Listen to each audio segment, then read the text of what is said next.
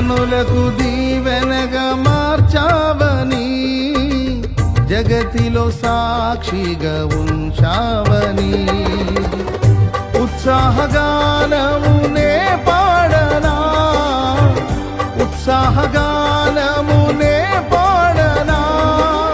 ఏదైనా నీ కొరకు చేసేందుకు ఇచ్చితివి బలమైన నీ శక్తిని. ఏదైనా నీ కొరకు చేసేందుకు ఇచ్చితివి బలమైన నీ శక్తిని. ఇది ఏ చాలును నా జీవితాంతము, ఇలా నా కన్నీయు నీవే కదా. ఇది ఏ చాలును నా జీవితాంతము,